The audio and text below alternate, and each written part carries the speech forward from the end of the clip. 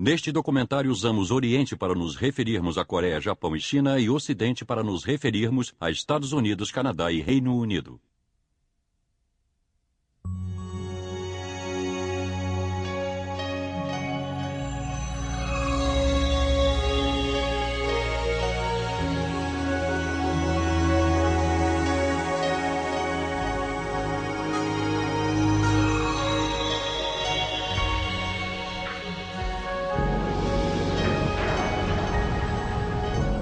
O Oriente e o Ocidente.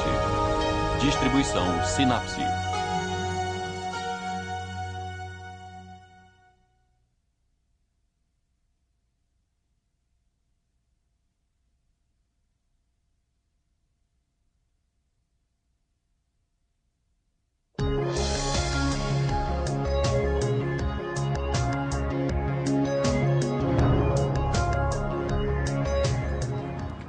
O que está mais embaixo?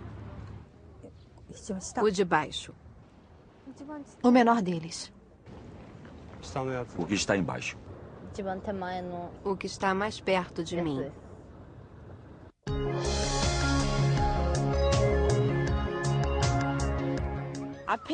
O da frente. O grandão. O grande. O que está embaixo. O que está mais em cima, o menor. O que está bem embaixo?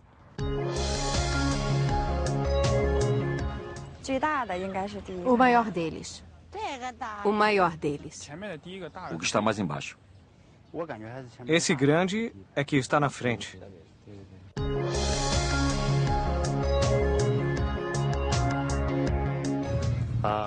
O que está em cima. Na frente, o de cima. O que está em cima?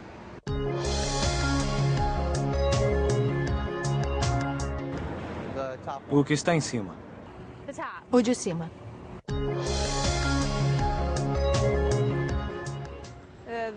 O menor deles. O de cima. O que está em cima.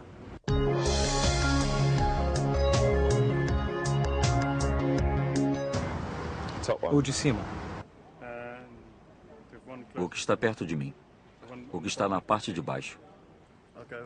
É o que está na parte de cima. Eu diria esse de cima. Está mais longe.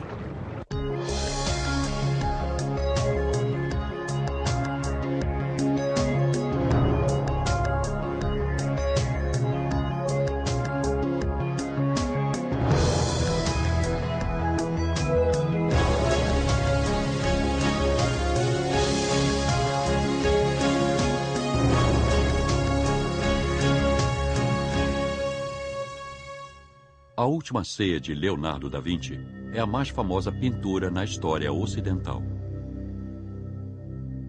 É famosa não apenas pelo seu mérito artístico, mas também por apresentar uma perspectiva interessante dos objetos nela desenhados. Esse tipo de perspectiva é característico de muitos estilos de pintura ocidental. Na cultura ocidental, ver as coisas é extremamente importante. O filósofo René Descartes acreditava que a visão humana era uma bênção de Deus.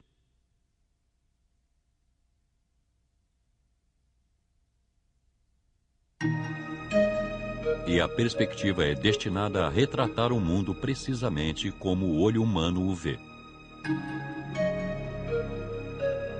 Esse método de pintura interpreta o mundo tridimensional no espaço bidimensional usando um instrumento como, por exemplo, a armação de uma janela. Com esse tipo de perspectiva, o espaço pode ser incorporado a um sistema coordenado.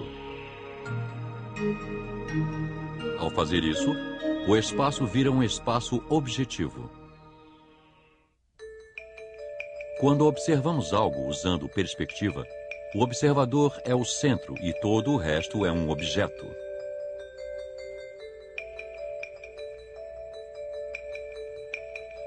A palavra objeto pode se referir tanto a alvo de observação como qualquer coisa. O objetivo originado do objeto significa não subjetivo. Além do seu sentido literal, a frase "eu vejo" pode significar também "eu entendo". Essa perspectiva, a qual se origina do ato de ver, é um elemento importante para entender a mentalidade ocidental. O ato de ver significa que o observador está sentindo visualmente os objetos. A visão dos observadores é voltada para os objetos e direcionada para a frente.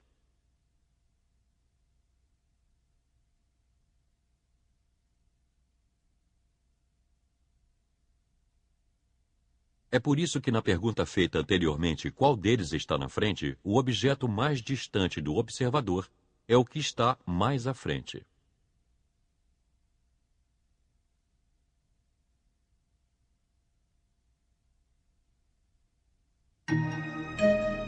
Por esta perspectiva, o objeto que está mais perto é maior e o que está mais distante é o menor.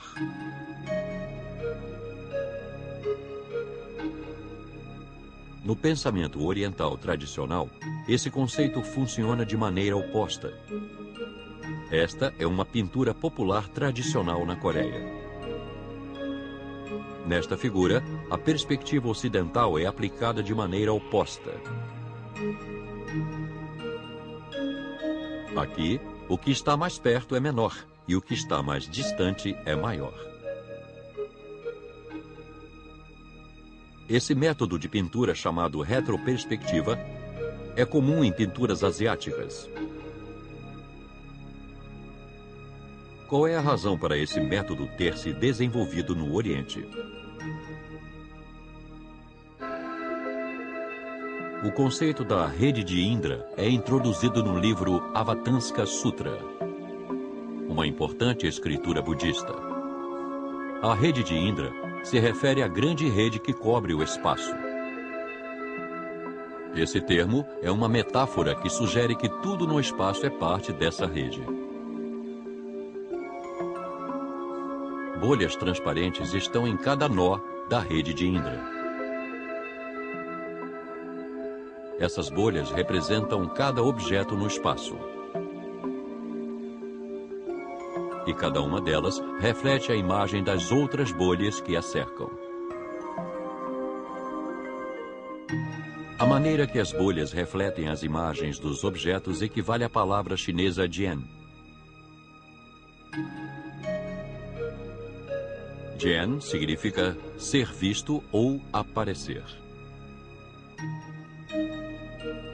No Ocidente, o ver é do ponto de vista do observador.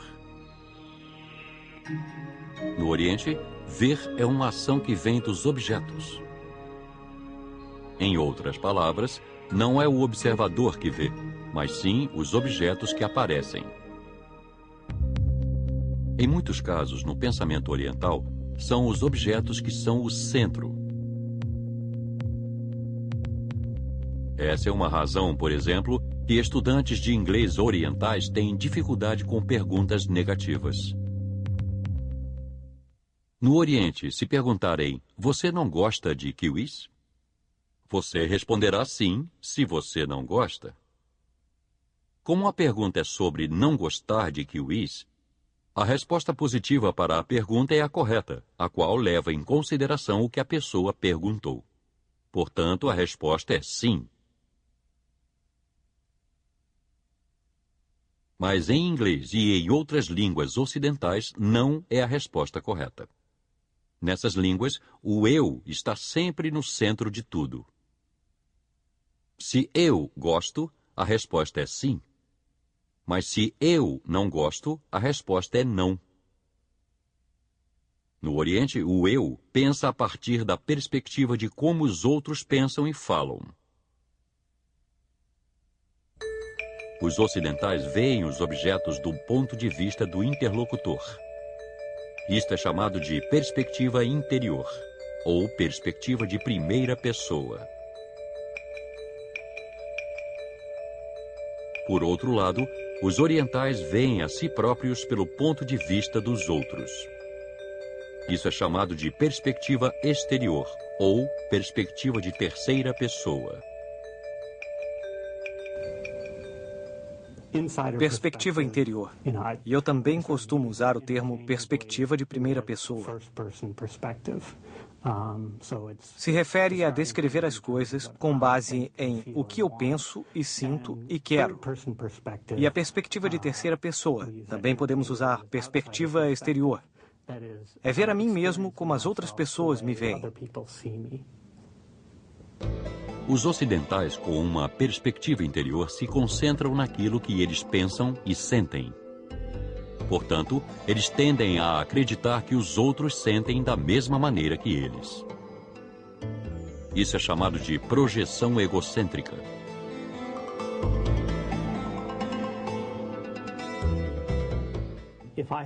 Se eu achava que essa pessoa era muito legal, é claro que você também achava que essa pessoa era muito legal. Se eu achava que essa pessoa era grosseira e insolente, então é claro que você achava que essa pessoa era grosseira e insolente. Os orientais, com uma perspectiva exterior, se concentram no que os outros pensam e sentem. Eles tentam imaginar o que os outros pensam e sentem.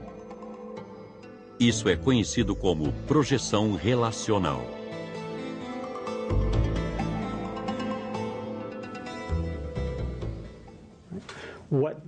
O que os asiático-americanos que foram observados fizeram foi imaginar o movimento através do tempo e do espaço, não a partir de sua própria perspectiva, mas da perspectiva de um amigo. Então eles estavam incorporando o movimento de seu amigo conforme imaginavam algumas histórias. Então eles sentiam o tempo e o espaço a partir da perspectiva de seu amigo.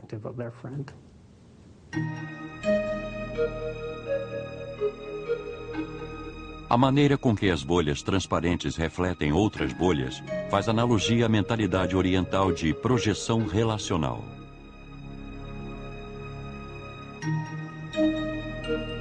Do ponto de vista oposto, o que é visto é oposto à nossa perspectiva.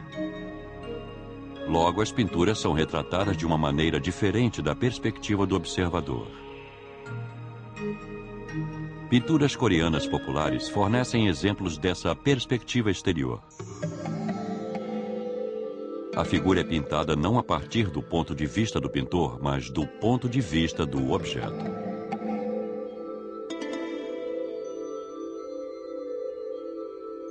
É por essa razão que, retomando a pergunta inicial, qual deles está na frente, os orientais tendem a responder a partir do ponto de vista do objeto e dizer que o primeiro é o que está na frente. Essa tendência pode ser encontrada no dia a dia.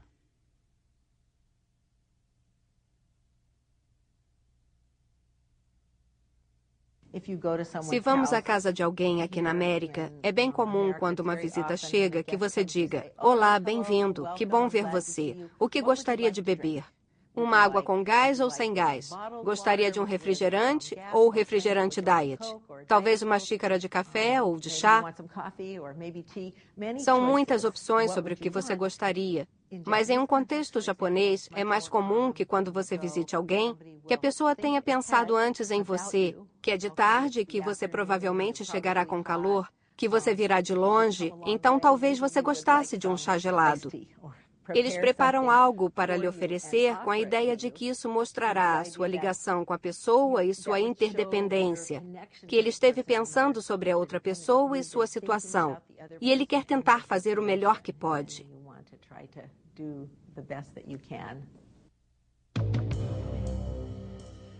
Essas diferenças podem ser vistas na cultura alimentar de cada uma das duas regiões.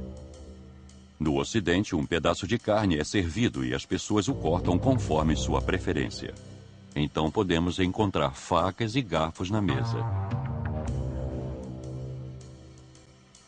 No Oriente, a comida é cortada por aqueles que a preparam. Então encontramos os palitinhos, também conhecidos como hashi, na mesa oriental.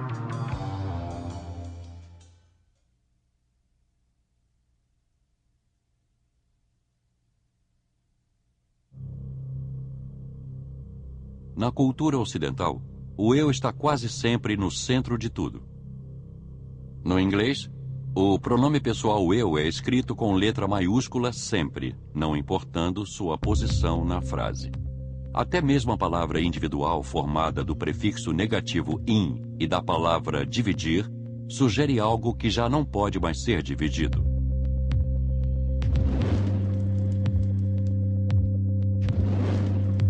Individuais são sinônimos de átomos, os quais são vistos como indivisíveis e impossíveis de quebrar em partes menores.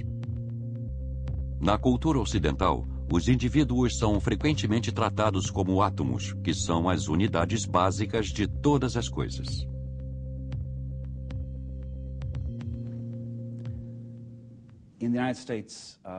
Nos Estados Unidos, a unidade na qual pensamos é o tipo de pessoa solteira, sozinha, guiada pelo seu próprio ponto de vista, seus sonhos, metas, desejos, vontades. E nós pensamos sobre as várias situações, como, por exemplo, o que é o melhor para mim não é o melhor para o outro. Ou, às vezes, não é o melhor para alguém da minha família. E isso acaba ganhando um valor secundário.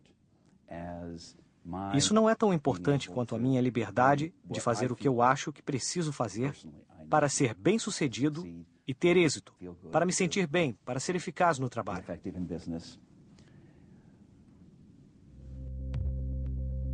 Na cultura americana, a individualidade é um valor supremo. Estados Unidos, Austrália e Inglaterra são países com culturas muito individualistas. A maioria das pessoas nesses países pensa que a felicidade é a coisa mais importante. Na China e na Coreia, a maioria acredita que a felicidade é importante. Eles querem a felicidade, mas não a desejam mais do que qualquer outra coisa. O que acontece então é que a maioria das pessoas nos Estados Unidos não está disposta a fazer sacrifícios.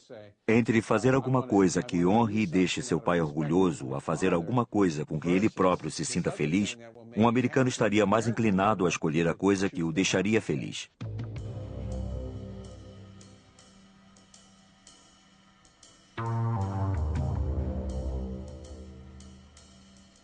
Os ocidentais são criados para ser independentes.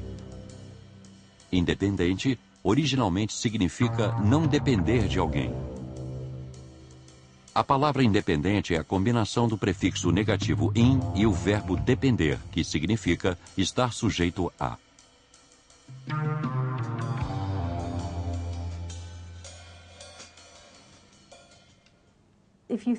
Se você pensar sobre qual é a meta da vida de uma pessoa independente, uma pessoa que vem de uma cultura independente ou de uma cultura individualista, o objetivo de vida normalmente é ser autoconfiante, capaz de fazer muitas coisas por si mesmo, ser inteligente e perspicaz. E tudo isso é alimentado pela noção de que você precisa se apresentar como sendo extremamente inteligente e capaz de fazer qualquer coisa. Isso é quase ver a si mesmo como um super-homem.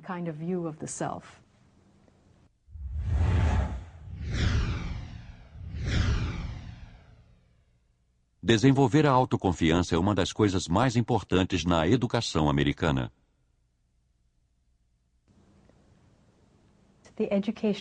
O sistema de educação nos Estados Unidos e as atitudes dos pais encorajam as crianças a se vangloriar, a se apresentar de uma maneira positiva, a dizer, eu sou o melhor, eu sou inteligente e capaz e eu posso fazer tudo.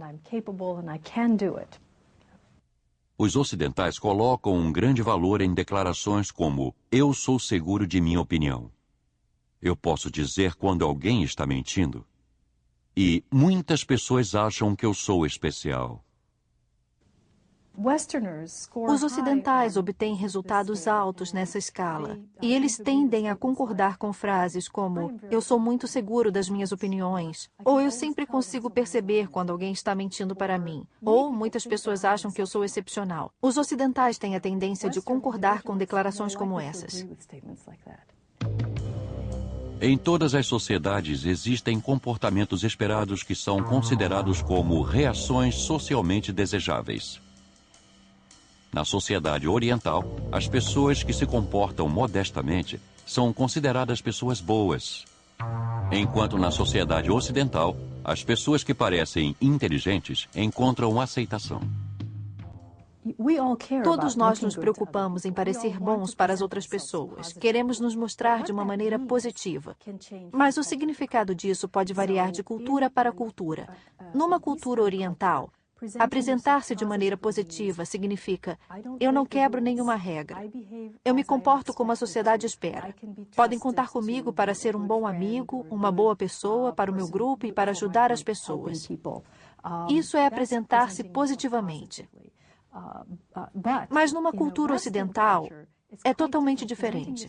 Apresentar-se de maneira positiva significa ser inteligente e capaz. Eu posso fazer isso. A minha inteligência está acima da média da inteligência das outras pessoas. Eu posso ser autoconfiante. E então o jeito de ser que é desejável e positivo no Ocidente é aquele que exalta um pouco as próprias qualidades e capacidades pessoais. Mas o jeito de ser desejável não é gabar-se, é ser modesto, mas também seguir as regras e fazer o que esperam que seja feito. Os pais ocidentais ensinam seus filhos a fazer julgamentos e criar opiniões de forma independente. Um dia, um colega meu japonês estava hospedado em minha casa, pois daria algumas palestras na cidade. E ele notou que no café da manhã da minha filha, eu colocava sobre a mesa 3, 4, 5 cereais e perguntava para ela: qual você quer para o café da manhã de hoje? Qual você escolhe? Você quer o cereal de arroz? Quer o de aveia? Quer o que tem formato de bolinha? Esses eram seus preferidos e eu presumia que ela ia gostar muito, sentir prazer em escolher o próprio cereal. O meu colega, Shinobu Kiteyama, com quem eu já fiz muitas pesquisas, me perguntou: por que você dá tantas opções para ela? E eu achei: quero de aveia, quero que tem formato de bolinha. Esses eram seus preferidos e eu presumia que ela ia gostar muito, sentir prazer em escolher o próprio cereal. O meu colega, Shinobu Kiteyama, com quem eu já fiz muitas pesquisas, me perguntou: por que você dá tantas opções para ela? E eu achei essa pergunta tão estranha, porque para mim é óbvio que todo mundo quer poder escolher. E a razão pela qual você consegue escolher é que com isso você consegue mostrar do que gosta, qual é a sua preferência. E você consegue mostrar também que é independente e tem algum controle sobre o seu mundo. Mesmo que a minha filha fosse um pouco pequena naquela época, tinha uns 4 anos, eu achava que ela realmente iria adorar escolher, porque ela, sim, seria capaz de se expressar e mostrar sua singularidade. É o cereal que ela gosta, e é diferente, talvez, do cereal que a sua mãe gosta, ou que o seu pai gosta, ou que a sua amiga gosta. Eu achei aquela pergunta estranha, mas quando comecei a pensar sobre ela, eu pude ver que havia muitas questões culturais, como se existisse um iceberg enorme embaixo dessa pontinha, do comportamento de escolher as coisas. E então eu perguntei: o que você faz para a sua filha? E ele disse: simplesmente damos a ela café da manhã japonês. O café da manhã que é bom para as crianças. Damos um pouco de arroz, um pouco de miso, às vezes vegetais, às vezes um pouco de picles, coisas assim. Esse que é o bom café da manhã. É assim que fazemos lá. No Oriente, as mães geralmente fazem as escolhas para os filhos. As crianças tendem a acreditar que suas mães escolhem o que é o melhor para elas. Elas confiam e seguem as escolhas de suas mães. Foram feitos pequenos testes com crianças. O que estava sendo estudado era a diferença entre quando as crianças escolhem a questão e quando as mães escolhem. As crianças ocidentais que escolheram sua própria questão resolveram melhor.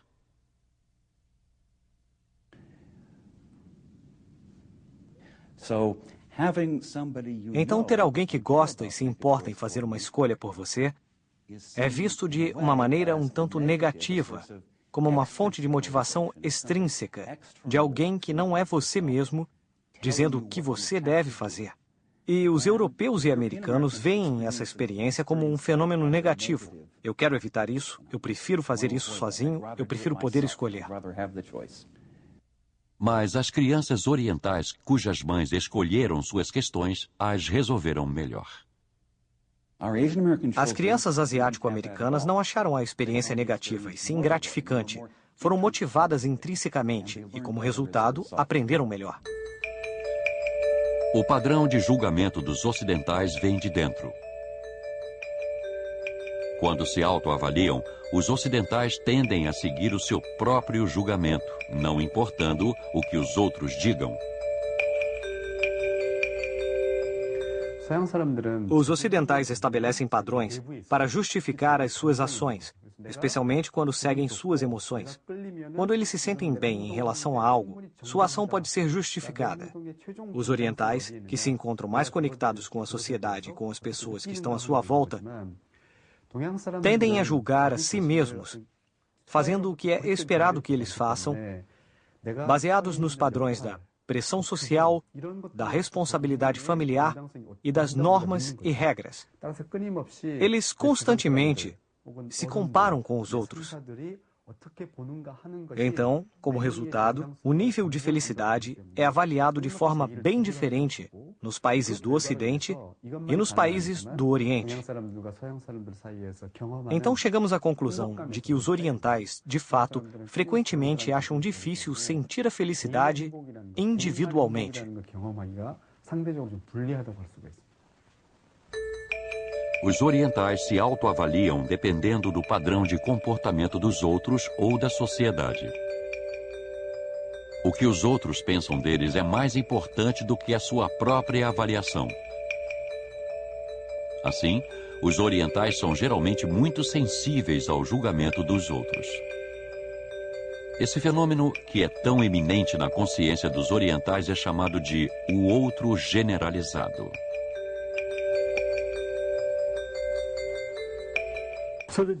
Então, o outro generalizado é a minha imagem de outra pessoa. Não precisa ser de uma pessoa específica. Na verdade, é todo um conceito de um outro generalizado, que é como as outras pessoas me veriam e como as pessoas me veem de fato.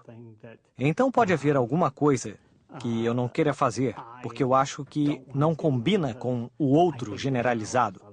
Eu acho que as outras pessoas pensarão mal de mim.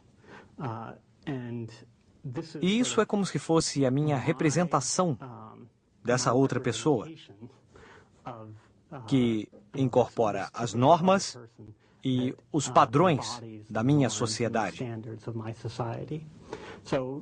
Então, todo ser humano tem um outro generalizado. Todo ser humano tem uma visão do lado exterior, como se outra pessoa estivesse olhando para ele. E a questão é o quão onipresente está essa outra pessoa.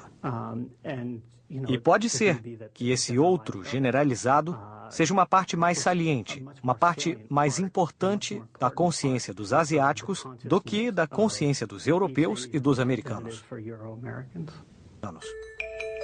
O reflexo na mente dos outros da imagem que você tem de si mesmo é o outro generalizado.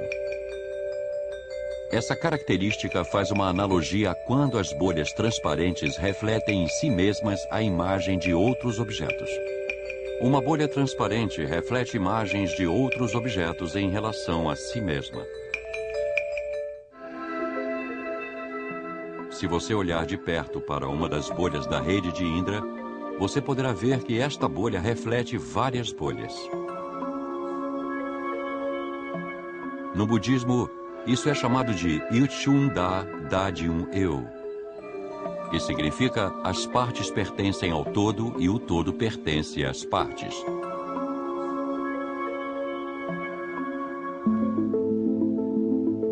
Se você olhar atentamente para uma folha, você poderá encontrar nela a figura de uma árvore inteira.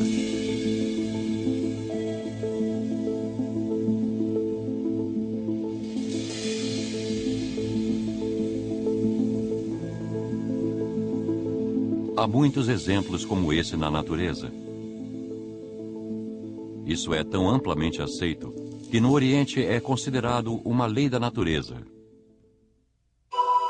Acredita-se que todo objeto no universo se move de acordo com essa lei da natureza.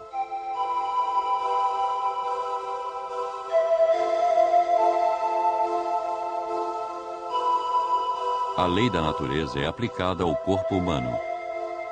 Na chamada medicina oriental, o corpo humano é comparado a um pequeno universo. De acordo com a medicina oriental, os humanos são saudáveis quando eles vivem de acordo com as leis da natureza. Se eles vão contra elas, eles ficam doentes. Esse conceito é chamado Joninsang-un.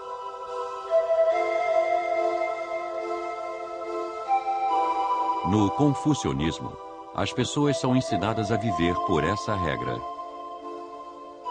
Os ensinamentos de Confúcio se concentram excessivamente em como os humanos podem viver de acordo com a lei da natureza.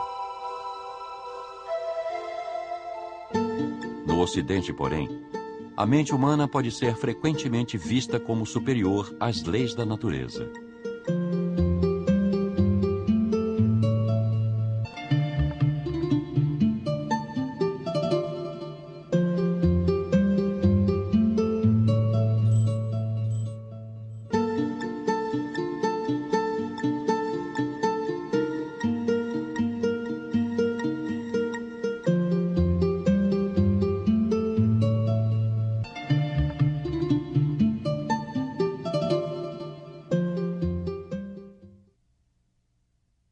No Ocidente, acredita-se que é a mente que encontra a verdade, não a natureza.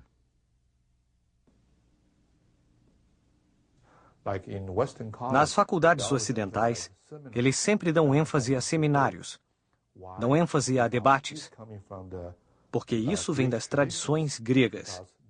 Quanto mais você luta com o outro, quanto mais você discute com o outro, é mais provável que juntos encontrem a verdade.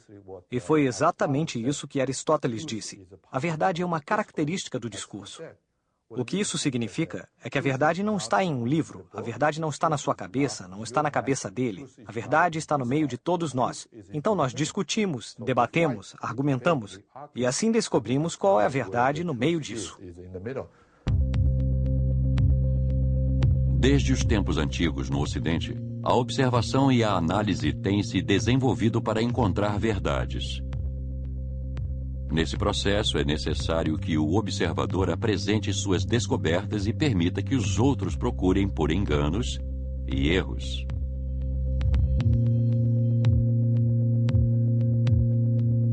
Assim, o processo de trocar ideias e manter uma discussão livre é necessário para que a verdade seja encontrada. No Ocidente, a oratória tem sido amplamente considerada. É por essa razão que a eloquência e a retórica foram transformadas em formas de artes virtuais. Ao contrário do Ocidente, as pessoas que são eloquentes frequentemente não são confiáveis no Oriente. Provérbios coreanos como "a carruagem vazia faz muito barulho" passam a ideia de que quando você escuta muita conversa, geralmente significa que não há muita reflexão. Em um contexto japonês, as pessoas dizem, toda infelicidade vem da boca. Aí temos a ideia de que falar não é sempre visto como uma coisa boa. E, frequentemente, a pessoa que sabe é a pessoa que fica quieta e que não tem muito a dizer.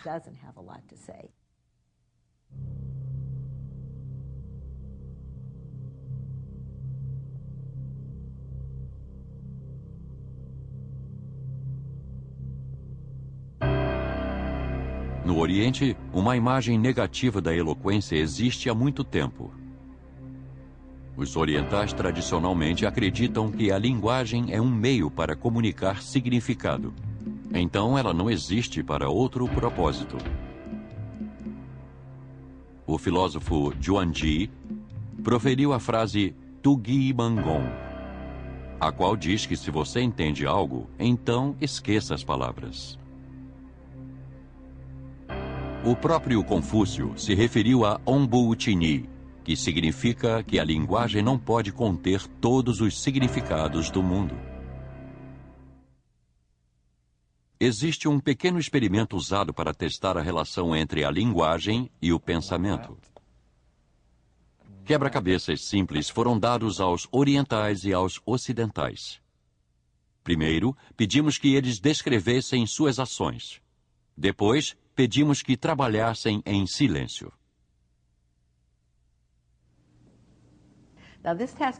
Essa tarefa foi fácil para os americanos com antepassados europeus que estão acostumados a crer que falar e pensar estão sempre juntos.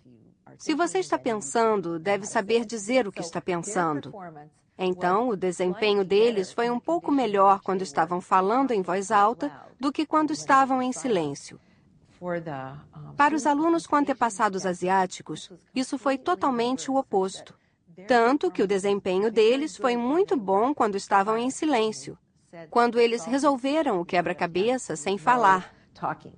Quando pedimos que eles descrevessem o que estavam fazendo, que falassem, eles diziam: "Deixe-me ver, agora eu preciso encontrar um quadrado que tenha listras e um círculo. Esse deve ser o próximo." Quando era permitido que verbalizassem seus processos mentais, eles não se saíram muito bem. Então, a fala interferia no desempenho. Para os americanos, falar realmente melhorou sua performance de alguma maneira. E isso é um estudo transparente, cuidadosamente controlado, que nos mostra que falar e pensar não estão sempre juntos para as pessoas que estão expostas a essas outras ideias sobre o que é pensar bem. E estas geralmente não incluem a fala. Para os ocidentais, a atividade na mente e na linguagem acontece ao mesmo tempo. Quando veem um cachimbo, surge em suas mentes a palavra cachimbo, e eles a reconhecem. Esse princípio de identidade é um ponto-chave da lógica ocidental. No I Ching, um livro de filosofia oriental, I se refere a mudanças. O assunto principal do livro é mudança e alteração. Enquanto a filosofia ocidental básica é o princípio da identidade, a filosofia básica do Oriente é o princípio da mudança. Kumgangsan, a montanha coreana mais famosa, tem 4 nomes diferentes. É apenas uma montanha, mas ela tem um nome diferente para cada estação do ano. Na primavera, é Kumgangsan. No verão, é Pongnesan. No outono, é Pungaksan. E no inverno, é Kegosan. Uma montanha ter 4 nomes diferentes pode ser confuso para um ocidental que está familiarizado com o princípio de identidade.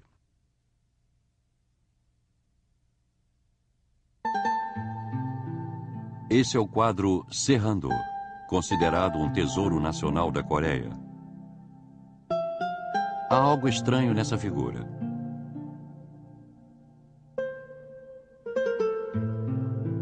A espessura da porta é retratada de uma maneira oposta. Nas pinturas ocidentais, os pintores pintam os objetos bem na frente deles. Os pintores visitam os lugares onde os objetos estão localizados e os pintam. Nas pinturas orientais, os pintores dão ênfase à janela de suas mentes. Primeiro, eles fotografam os objetos em sua mente. Então, quando voltam para casa, eles recuperam as imagens que estão em sua mente e pintam em seus quartos. O famoso pintor e poeta chinês Su Dongpo ensinou que, para pintar um bambu, você deve colocar o bambu na sua mente. Esse conceito é chamado Yungjung Songjuk, que significa os bambus são completados na mente. Quando a mente do pintor é como uma bolha transparente, os bambus podem permanecer nela. O bambu refletido na bolha sugere que o observador e os objetos sejam um só na mente. Nessa união, a distinção entre frente e trás, ou direita e esquerda, é insignificante, porque o observador e aquilo que é observado se tornam um só.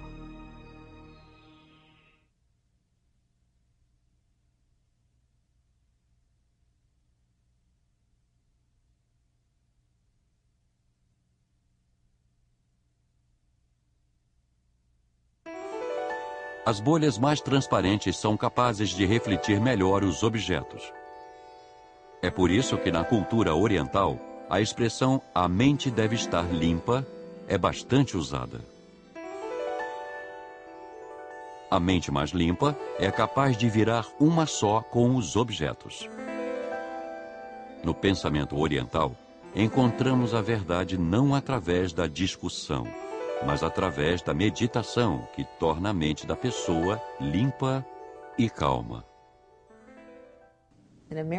Em um contexto americano, se dissermos, deixe sua mente limpa ou calma, calma como a água, muitos sabem que essa ideia é o melhor caminho para a concentração e para um estado meditativo, como ocorre, por exemplo, em qualquer arte marcial ou algo do tipo. Frequentemente, para os americanos, parece que a mente é vazia, e isso é algo que dá muito medo de se pensar. Eles estão o tempo todo conversando, pensando, falando consigo mesmos. É muito difícil para os americanos fazerem o contrário. É difícil deixarem a mente parada. É difícil estar em um estado receptivo, e por isso eles têm dificuldade em realizar esse tipo de tarefa.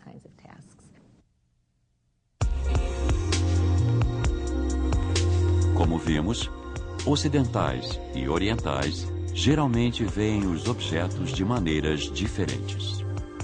Os ocidentais tentam entender as coisas analisando os objetos. E os orientais tentam tornar-se um só com eles. É por isso que dizemos, os ocidentais querem ver e os orientais querem ser.